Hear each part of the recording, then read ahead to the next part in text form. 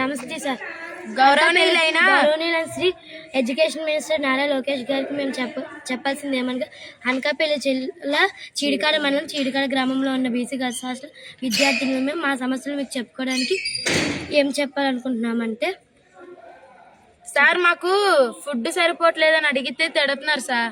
మళ్ళీ చాలా మంది స్కూల్లో తిన్నాం కదా, మీకు ఇక్కడ ఎందుకు పెట్టాలి, స్కూల్లో కడుపునంగా పెట్టారు కదా, ఇక్కడ తినకపోయినా ఏమవుదని చెప్పి పెట్టట్లేదు సార్ మాకు. సార్ మళ్ళీ ఇప్పుడు ఫుడ్ సరిపోవట్లేదని ఎవరైనా వెళ్ళి అడిగారు అనుకోండి సార్, దాని తర్వాత రోజు ఎక్కువ వండేసి ఇప్పుడు ఎవరైతే అడిగారో వాళ్ళని టార్గెట్ చేసి పిలిచి ఎక్కువ ఉన్నాం కదా, ఇప్పుడు మిగిలిపోయింది కదా తినండి అని చెప్పేసి వాళ్ళ చేత మొత్తం తినిపెడుతున్నారు సార్. నైట్ 10 గంటలకి అందరూ పడుకుపోయిన తర్వాత గోన్లు మార్చేసి బియ్యాలాట అమ్మేస్తున్నారు సార్. డబ్బులు కూడా హాస్టల్కి వచ్చి పంచుకుంటున్నారు సార్. మెచ్యూర్ అయిన పిల్లలు శారీస్ స్వీట్స్ పెట్టకపోతే వాళ్ళు బ్యాడ్ వర్డ్స్ యూజ్ చేసి తిడుతున్నారు సార్.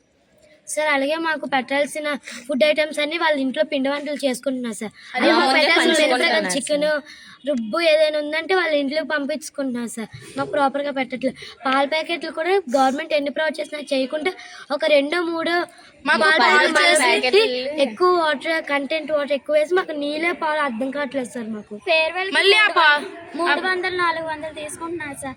అవి మేము ఇవ్వలేమంటే తిడుతున్నారు సార్. 4 రోజులు మెనూ కట్ చేస్తారు సార్. మళ్ళీ మాకు పెట్టాల్సిన మాకు ఫేర్వెల్ కావాలంటే 4 రోజులు 5 రోజులు చికెన్ కట్ చేస్తే తప్ప ఫేర్వెల్ రోజు ఫేర్వెల్ చేసుకోవడానికి అవ్వదు అని చెప్పేసి మళ్ళీ మమ్మల్ని తడుతున్నారు సార్. సార్ మళ్ళీ మేము కలెక్ట్ చేసిన డబ్బులు మాకు యూజ్ చేయకుండా మేము వాళ్ళ శారీస్ వాళ్ళ బట్టలు వాళ్ళకి కావాల్సినవన్నీ వాళ్ళే తీసుకుంటున్నాం సార్. బాత్రూమ్స్ కూడా మేము కడుగుతున్నాం సార్. 7th వాళ్ళు అయితే వెనకాతల బాత్రూమ్స్ లో స్టిక్కర్స్, షాంపూ కవర్లు, సబ్బు ఇవన్నీ తెస్తున్నారు సార్.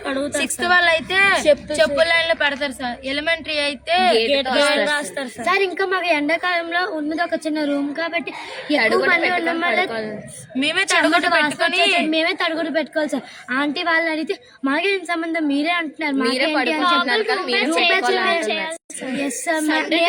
చేస్తున్నాం సార్. ఇక్కడ ఉన్న ప్రతి ఒక్క అమ్మాయి ఒక్కొక్క రోజు రూమ్ బ్యాచ్ చేస్తున్నాం సార్.